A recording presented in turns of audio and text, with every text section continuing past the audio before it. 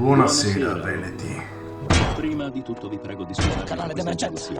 Come molti di voi, io apprezzo il benessere della routine quotidiana, la sicurezza di ciò che è familiare, la tranquillità della ripetizione. Porca vacca. Ne godo quanto chiunque altro, ma nello spirito della commemorazione, quello, mamma? affinché gli eventi importanti del passato, generalmente associati alla morte di qualcuno o al termine di una lotta atroce e cruenta, vengano celebrati con una bella festa. Ho pensato che avremmo potuto dare risalto a questo 5 novembre, un giorno, ahimè, sprofondato nell'oblio, sottraendo un po' di tempo alla vita quotidiana per sederci e fare due chiacchiere. Alcuni vorranno toglierci la parola. Fatemi pensare. Sospetto che in questo momento stiano strillando ordini al telefono e che presto arriveranno gli uomini. Il cancelliere Sattler.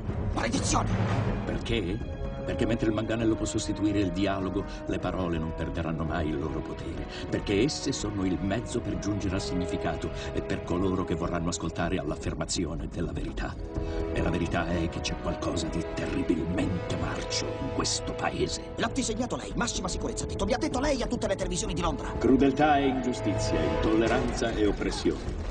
E lì dove una volta c'era la libertà di obiettare, di pensare, di parlare nel modo ritenuto più opportuno, lì ora avete censori e sistemi di sorveglianza che vi costringono ad accondiscendere. Ci servono telecamere.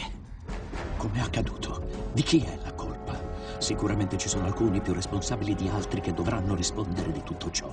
Ma ancora una volta, a dire la verità, se cercate il colpevole, non c'è che da guardarsi allo specchio. Io so perché l'avete fatto, so che avevate paura. E chi non l'avrebbe avuta?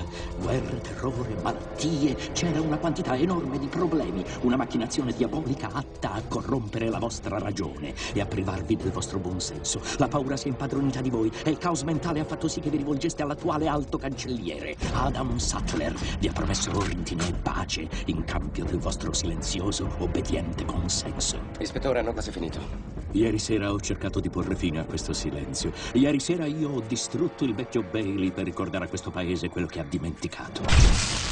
Più di 400 anni fa, un grande cittadino ha voluto imprimere per sempre nella nostra memoria il 5 novembre. La sua speranza, quella di ricordare al mondo che l'equità, la giustizia e la libertà sono più che parole, sono prospettive. Quindi, se non avete visto niente, se i crimini di questo governo vi rimangono ignoti, vi consiglio di lasciar passare inosservato il 5 novembre.